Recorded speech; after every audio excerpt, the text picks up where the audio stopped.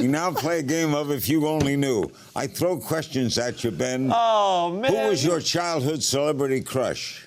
Ooh, you know what I loved? I loved Demi Moore in Disclosure. Hubba, hubba. Oh, yeah. Oh, baby. Oh, Get me yeah. out of there, huh? Demi Moore in Disclosure? Give me Absolutely. a break. Secret talent. I'm a pretty good shooter at basketball. Person you'd trade places with for a day. Oh, man, there's an intelligent, beautiful answer. Oh, you know what? I could say you. What would that feel like? Weirdest No, job. you didn't like it. Let me get another one.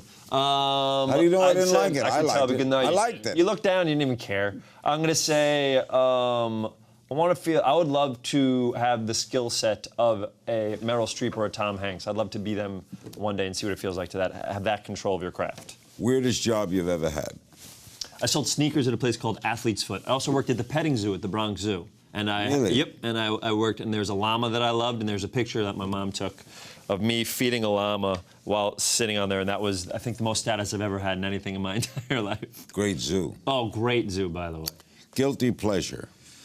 Not guilty because it's cool now, but I love musicals because my mom was a music teacher. So we saw Dear Evan Hansen, we saw Waitress. Was he with Evan? How good is that? Did you interview Ben Platt? No, I Man, hear he's it is. unbelievable. How does he do it 8 times a week? It's astounding to me. He every ounce of his being is in every word, and it made me so I was in awe of him, and then jealous that he was able to do that.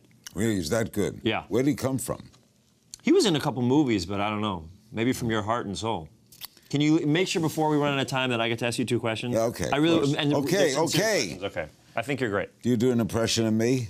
I had to do one for Kevin Pollak's podcast once. Oh, yeah. I'm very, you may want to get tight on this. I'm very good at impressions. All right, get tight. Sincerely, and I don't want, and I know that when people do impressions, you've heard yours a bunch, but I'm actually very good at it. Say any sentence and I'll say it back to you exactly as you said it, in your cadence and in your voice. What's your favorite Simpsons character? Oh, what's your favorite Simpsons character? You think that's me? You're hearing me correct? You hearing me cry? Keep going. I'm really close. I think you've got it. I think you got it. You're very good, Ben. You're very good. What superpower would you like to have? I think I'd love to be able to fly because I am a little bit afraid of heights. And I think if I had control of it, because when you're in a plane, you don't have any control of it.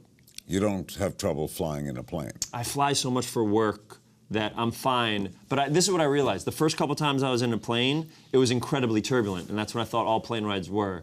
And then slowly I learned that I was in a Wright Brothers plane. I went through a period where turbulence scared me to death. Still does. And now I kind of like, what the hell? Tell me why. Is that I'm because... 83 years old. So, but that's not I a think I big beat thing. the odds all the time. And then I've discovered all planes have turbulence. Yeah. And I sat with a pilot once who explained to me Sully Sullivan. that turbulence is a way of life and that the plane cannot turn over. Okay, but didn't that happen in a movie? As bad as it gets, that's because the guy was drunk and he hit the wrong... Wait, you just said it could never happen, and then you... Denzel Washington. Yes. Because he didn't pay attention to what he was doing and he turned the wrong switch. So You may can I make the say plane this? turn Planes over. can't turn over unless A pilot you by mistake decides touch to. the wrong switch. A pilot I'm not decides nearly to. as confident. What I learned is exactly what you said. I look at the flight attendants. If the flight attendants aren't nervous, I try my best not to be nervous. Because I was on a flight once where I saw a flight attendant freak out from the turbulence, and it made me realize that we're all gonna die. I also had this feeling of, although I know this isn't true, before I was acting, whatever, for some reason in first class I saw a you or a celebrity that I realized in my head I would be like, oh well, this plane can't go down. There's no way Julianne Moore's dying or something like that. Yeah, people. I used to do that. Yeah, I would try to justify I would get it. nervous sometimes if I see the stewardess, if I think the pilot has called the stewardess, and she's going. Yes, on the phone. And then she calls the stewardess from the back. Uh-oh. Game over.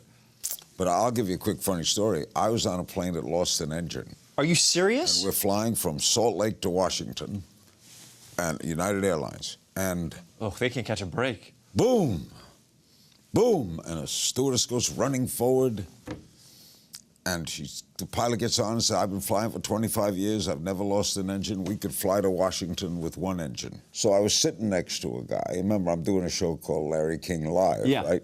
What year is this? They're all the same year. 99, 2000. Great year. I graduated high school then. I said to the guy next to me, who was a fighter pilot in World War II, I said to him, just for instance, what would happen if the other engine blew? And he said to me, they would change the name of your show. What's the best perk of being a celebrity?